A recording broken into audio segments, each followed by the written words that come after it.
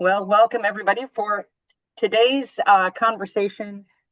For all of you people who are interested in Ottoman political succession shenanigans, because you want something to talk about a perfectly period feast. And here to share her expertise is Mr. Salasheva.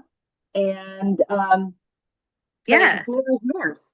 yeah. Thank you so much. So, mostly, I wanted to share some of these stories because I thought they were fascinating and because it seems to work very differently from how we are used to in like the European context of succession, of families, of royal families, and what can happen politically, particularly when you're talking about a sultan, essentially, a king or an emperor, and what is going to happen with him. Like, what are his concerns and who is going to succeed him? How do you deal with like crown prince situations? So, one of the things that is very different is that you don't have the like eldest son automatically inheriting. That's not a thing in the Ottoman context. Instead, it's kind of a last man standing situation. Yeah.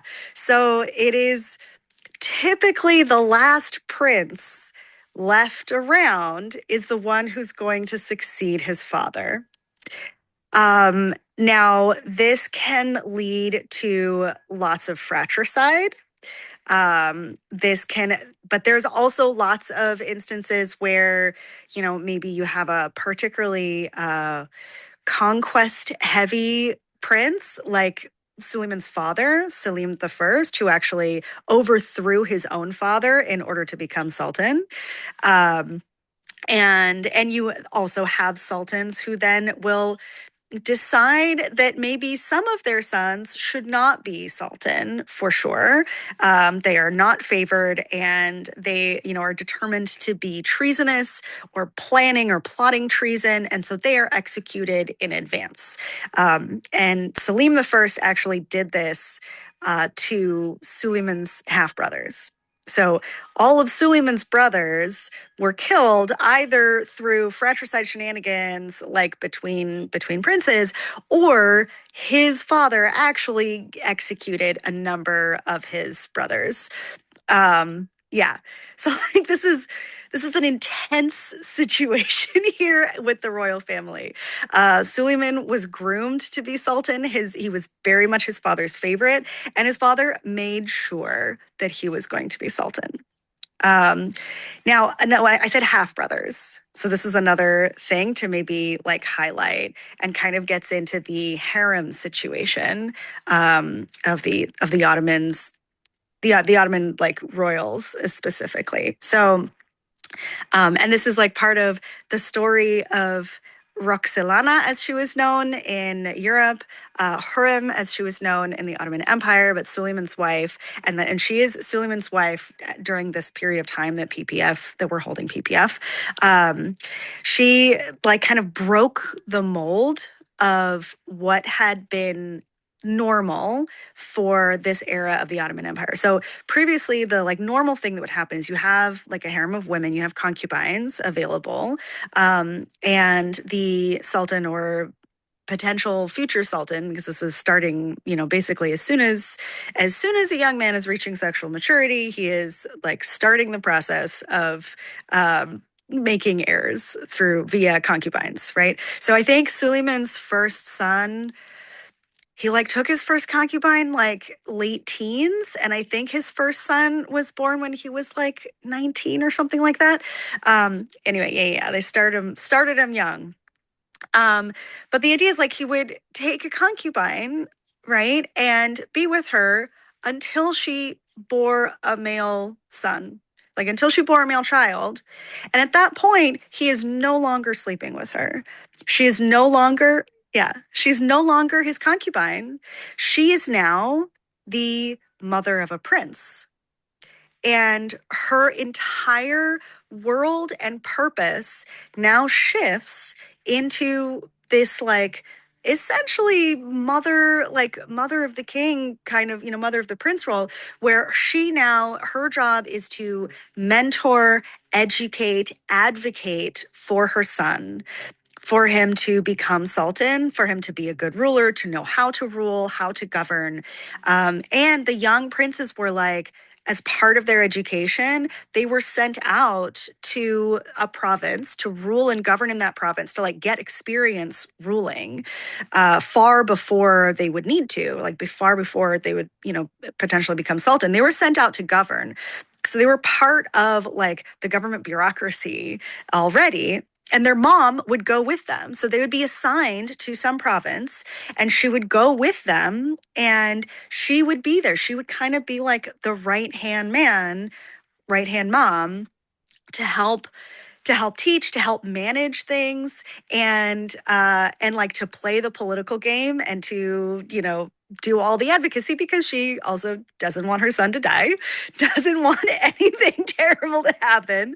Um, but yeah, and so it's kind of funny that like the relationship between the sultan and the concubine was like this kind of ephemeral one. It was just like the standard practice was no, you're just gonna be like and there wasn't like a requirement of monogamy or anything like while they're with a concubine, but I think functionally you end up with serial monogamy of like, well, I'm gonna like hang out with this concubine for a while. Oh, now she has a son, and so she's gonna go off and like have her focus there, and I'm gonna move on to the next woman, and now I'm gonna be with this woman until she bears a son, and then okay, now they go off, and then I will find the next woman, and now I will be with her until she bears a son, et cetera, et cetera. And so you can have many sons, which is ideal because you never know what happens, disease and all of that. Like people can die young. This is an era in which you're still doing conquests and war is a thing that happens. So kids can die young. Princes who are governing or participating in the larger imperial context can, fall in battle, all of that. So of course you want many potential heirs. But also the more heirs you have, the more you're going to kind of have folks weeding through all of those options. And the weeding through of options was not an unviolent one. Um, so yeah, like this is the context. This is the context of the princes, and this is the context of the women in the royal family, in the Ottoman family. So yeah, back to like Hurrem Sultana and how she like broke this mold. So the book that I had started reading, which I was like, oh my God, this is so cool, and everybody should read this book. It's called Empress of the East, and it's the story of Hurrem Sultana. It's her story because she was also kind of this like figure that for Europeans was fascinating. She's a redhead. She was probably originally from somewhere in the Ukraine, we think. Um, and this is now like touching a little bit on the kind of slavery situation. So the Ottomans participated in the slave trade. So they bought large quantities of slaves from the Tatars, who were, a like raiding steppes type people, and they were slave raiders. So they would raid particularly in the outskirts, like just outside the Ottoman Empire and in these like Eastern European regions and like all through the Caucasus and around the Black Sea. They would like regularly hold raids and steal people, the whole like burn and pillage and steal the people for slaves. So she was stolen in one such, of these raids. So she was a slave, like probably, like we think maybe around the age of like 10 or something like that. And then like marched to another city, like marched across the countryside to a city on the edge of the Black Sea, where you're then, put onto ships and things for being bought and sold and transported to other parts of the empire. Um, and she like essentially had made her way like through the kind of slave trade. She was bought and sold and brought to the palace as a potential harem person. Part of this, she was almost certainly like educated a little bit within this context before arriving at the palace, because the slave economy, for women entering into like the harem and such First of all, they were all converted to Islam. So she was not born Muslim. She was almost certainly, from a Christian region. And this is also we think this is one of the reasons why Europe at the time was kind of obsessed with her, because they were like, no, she was one of ours, and then you took her. Um, so she's converted to Islam, given a new name. So we don't know what her original name was. Hurim was the name granted to her, or assigned to her. Hurim means laughing. So she was a like very smiley, laughing, happy, like joyful kind of young woman. And so she's given a new name in Turkish. You now have to learn a new language, learn a new religion, and you need to become super highly educated to be part of the palace and like one of the potential concubines for the Sultan, because you are going to potentially be the mother of a prince and need to educate him and like advocate and understand politics and understand these larger contexts. You need to absolutely read and write and poetry and music and all the things, right? So within the context of the palaces, the slaves that are coming in, like they probably receive some little bit of education before they get there, but they are highly educated. It's like a whole training system for female slaves and for male slaves. So you also have young boys coming into the palace as slaves, as also part of this whole system. And they are also um, trained in all sorts of things, like same kind of a deal where you're converted to the local religion, learning a new language, learning how to read and write and mathematics and all of this. Depending on your kind of what talent you show, you may then be shunted towards like, you have the potential to be a really talented athletic soldier in maybe the Janissary, army, or you have the potential, like you're super super smart and good with numbers, like maybe let's teach you a little bit about like the bureaucracy and the economy and how this is going to work to to participate in things from like a scribal level and a management and like city bureaucracy or imperial bureaucracy. So the boy slaves all enter the imperial bureaucracy, and can work their way up the ranks. And they would be working in the sultan's, like on the men's quarters side of the palace, and working for the sultan. You start off as like pages and servers and all that kind of stuff, but you're also being educated and learning about how the empire works. And you can work your way up the ranks. The top vizier, the top advisors to the sultan, were all once slaves. Yeah. Um, so like everyone in this context, like they were once slaves, they're like they kind of graduate from slavery and they are granted land, they are granted money, they are granted title. So then everything that they have, they owe to the Sultan, they owe to the Ottoman Empire. So it's like this very weird situation in like you wouldn't think that all of these people who were ripped from their childhood homes and stolen away would be like inculcated with this extreme loyalty to the empire. But that was kind of the whole purpose of this system. Now you have a bunch of people who in fact are multilingual, because it's not like you completely forget your native language or anything and your native context. So you have people who are aware and have context from the other cultures that they came from, but everything that they have now, all the success that they owe to the Ottoman Empire. And so they are like incredibly loyal, or the idea is that they're incredibly loyal to the Ottoman Empire, right? So this is happening on both the boy side and the girl side. And Hurim, on the girl side in the women's palace, she, through like kind of this whole thing of like, moving through the ranks, you're at some point presented to the Sultan, and she basically grabs his heart. Like it seems clear that he just falls madly in love with this woman. And there's stories of like her showing kind of moments of jealousy and of like protectiveness, and like I don't know, there's a funny story that I think was retold by some European visitors to the court, of her like throwing an absolute fit when when Suleiman was presented with a new pair of redheaded slave girls from the like Russian area, and apparently she like just screaming on the floor, throwing an absolute fit. And so he was like, "Oh no, they'll go away. They'll go elsewhere." And so he didn't end up taking them into his harem.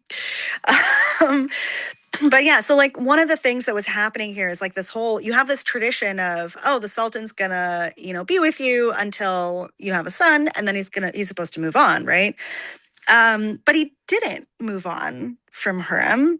She bore him a son, and then he still was going to her, and she bore him another son, and she bore him a daughter. And like they had like four or five, I don't remember how many children, but like at the moment, I think at our moment in time, they had at least four children together. And they were functionally like a monogamous family. He was not hanging out with other women. And this was a really big deal. People were like really concerned about this because she has multiple sons. That means there are multiple heirs from the same woman. And this was considered like, it was considered a bad idea because now, how is she going to advocate for one son over the other? How is she going to be an effective mother of the prince when she has two heirs to take care of and advocate for and like work the political game for and educate and like help govern and everything? Like, I was like, no, of course you can't. Like, you can't, you of course love all of your children. You're certainly not going to play the game and like see if one of your kids is going to kill the other in order for one of them to become sultan. Like, that's not going to happen, right? So it was like considered kind of gauche that this was the situation. And so it was like, so there was all sorts of gossip and talk about, her being a witch or her being something because she had ensnared or ensorcelled Suleiman. Um, but it seems pretty clear. It was like, no, they just were like madly in love. And like hanging out, and like they were being their best family self. Now, the other thing that did happen, like, so she had started off as a slave, and eventually, and I don't remember how many children they had had, how long they had been together. They had been together a while, and he ended up, he married her legally. In order to marry her legally, she had to first be made not a slave. So she was freed from slavery in order to marry her and make her sultana. And so now she is sultana. She is like she's official, wife of the sultan.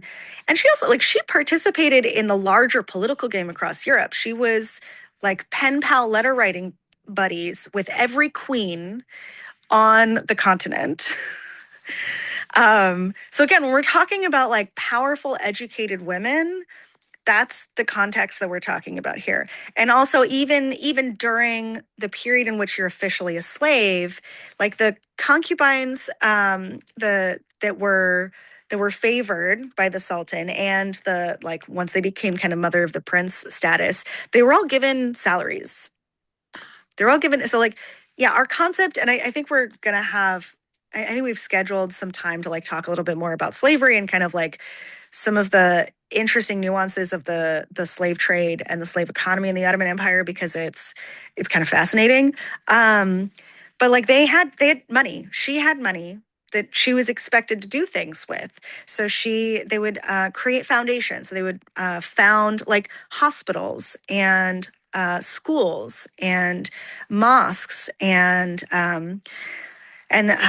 like public fountains and things. And public fountains that was a source of fresh water for the public and travelers and things. So this is considered part of a public good to do things like fountains. And there's also I forget what they're called, but they're kind of like, they're not like homeless shelters, but it's free food bank.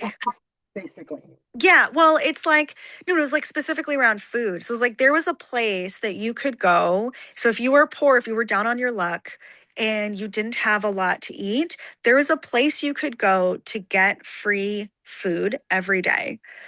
So they were just making food for the poor. And it wasn't fancy food. They didn't have like a lot of meat or anything. It was a lot of vegetarian stuff, but we have documentation of what was served at these at these like shelters.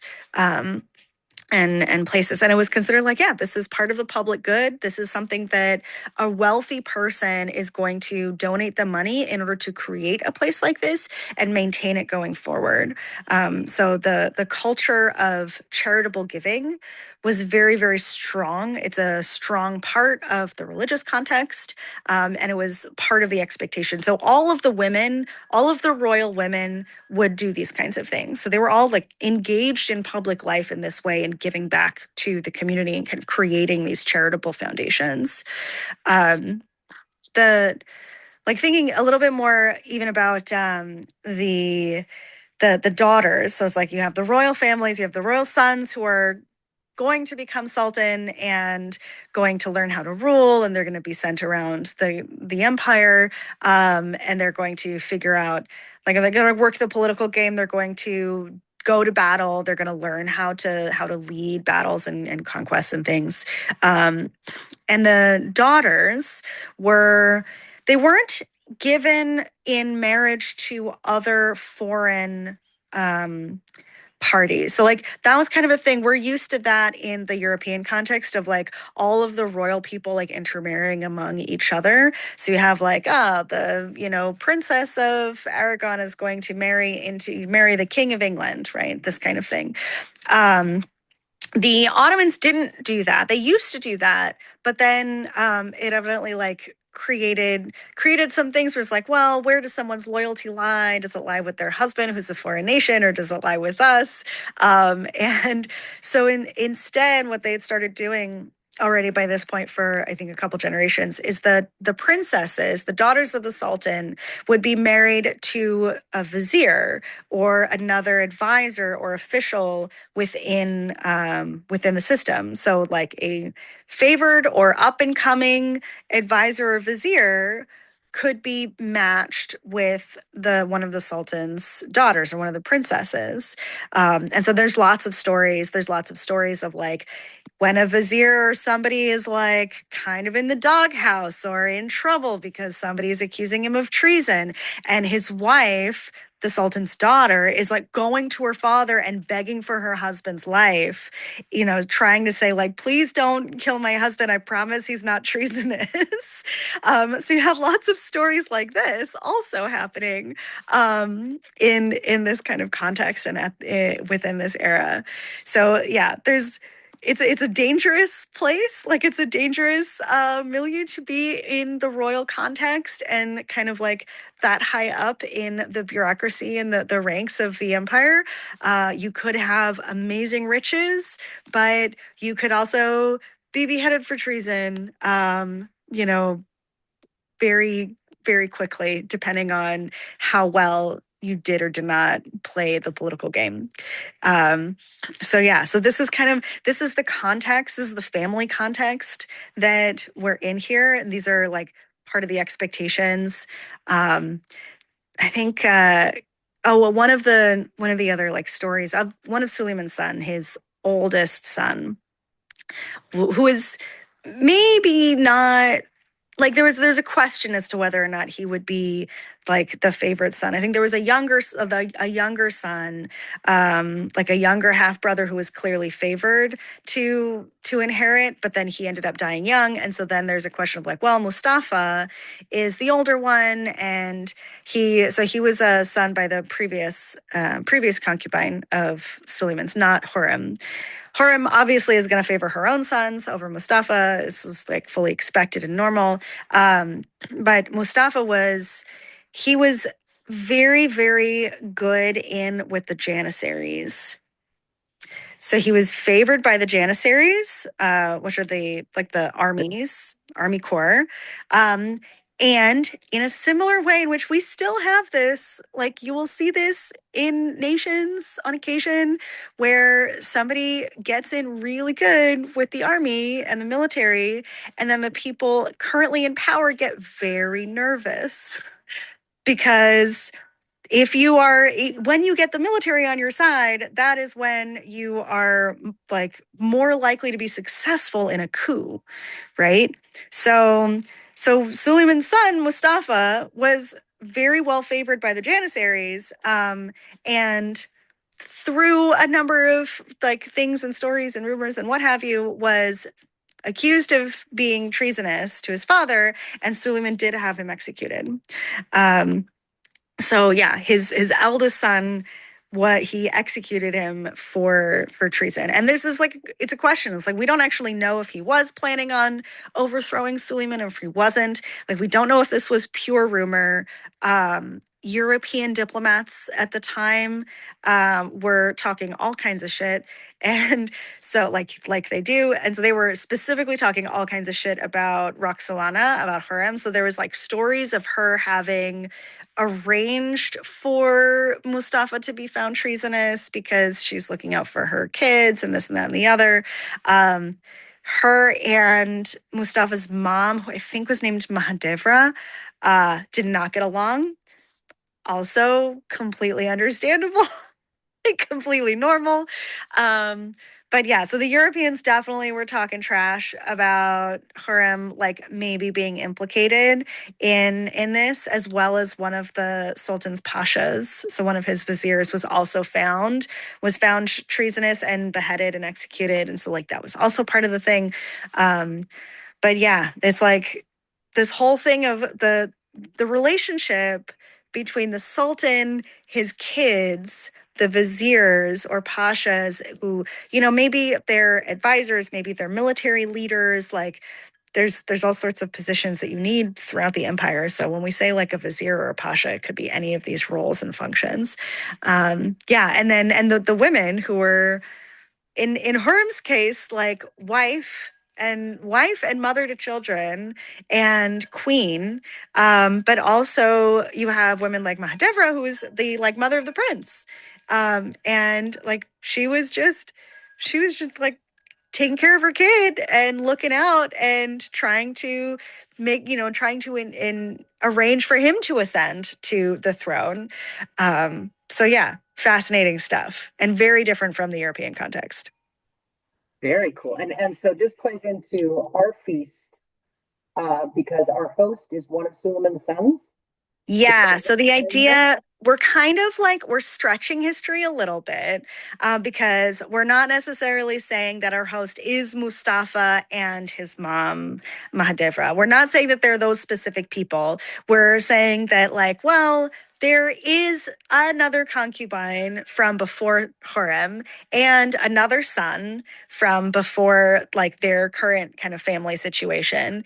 And so our prince and mother of the prince, they're assigned to a far off province that's kind of like away from the action, away from like the height, like all of the courts and things. So like they're clearly like they're not super favored. They're in like a remote province, ostensibly ruling and learning to rule and all of that. But like nobody thinks that our prince at PPF is like actually going to ascend to the throne.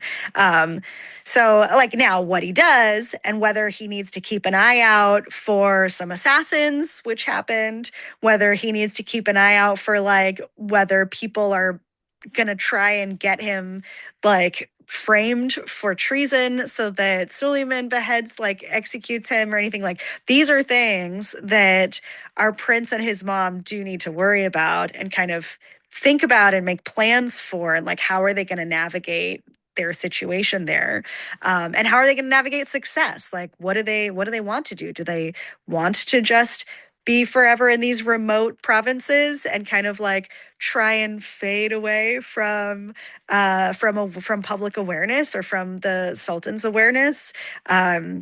There are occasions where someone falls from favor, but like I think there was a story of a pasha who fell from favor and was like, oh, he's treasonous, we're going to behead him. But his wife was one of the princesses, one of the daughters of the sultan at the time, begged her father for forgiveness for her husband and said, please, please, please just banish him. just send him to like some remote corner and I will go with him and he will never bother you again. And he did. Like as a favor to his daughter, did not execute the man, but instead he was banished and he was just sent away and he like lived the rest of his life in some remote province and like just was not present and active in Ottoman politics going forward. So like maybe there's a world in which something like that could happen for our prince and his mom. But that's all for the future. Like we don't know. They don't know what's happening. We don't know what's happening. But these are all kind of potential things. I mean, and who knows? Maybe they're ambitious. Maybe they are trying to like tell stories and rumors about Hurrem and her children, and like that they should like that the current like that current family, that those sons should not be considered for being there, because there's no guarantee. Like it is really a last man standing situation. So if all of Hurrem's sons die, then they're not becoming sultan. Um, so yeah, like that's kind of the situation that we're at with our hosts. So we're remote, so we're not expecting the same level of luxury that maybe you would get, in the capital, but it's like they're going to still be pretty nice. And we're trying our best to kind of decorate the space in as luxurious a manner as we can. And they're still part of like that royal context. So they would still be receiving visitors, receiving diplomats. If you have like ambassadors or European foreign visitors, which happen all the time, they would still be welcoming them in and showing them a beautiful banquet and a good time. Maybe trying to work a little bit of political magic like there as well. The relationship between Europe and the Ottoman Empire was kind of like up and down at this point. Like there was lots of dicey moments where like one year you're at war and then the other year you're not technically at war, but the Ottomans might come and try and conquer you any minute anyway. So like I think we are in one of those, like our feast is happening in one of those kind of in between periods. So like before Suleiman has done another big push up into Hungary, and like and Austria and stuff, because he did push that far north. Yeah, and his father had already conquered like Egypt and a lot of North Africa. I think Suleiman ended up doing a couple of connector bits in North Africa, so that during his reign um, they held like the entirety of North Africa, so like the whole coast, as well as like Palestine and Jordan, and like down into Basra and all of these like parts of the Arabian Peninsula. Um, and then on the eastern side, they went like up to the edge of the Persian Empire. But like the relationship between the Ottoman Empire and the Persian Empire was never good. There was all like constant conflict and war and stuff happening over there as well. So again, it's like there's lots going on. Lots going on at this moment. That sounds like it's really wild. Thank you so much. That gives us a lot of really good information for people who are coming to the feast and maybe thinking about ways that they can play Yeah. within an Ottoman persona in this context. So thank you, thank you. Yeah, absolutely. I'm excited for people to like come and play in this milieu.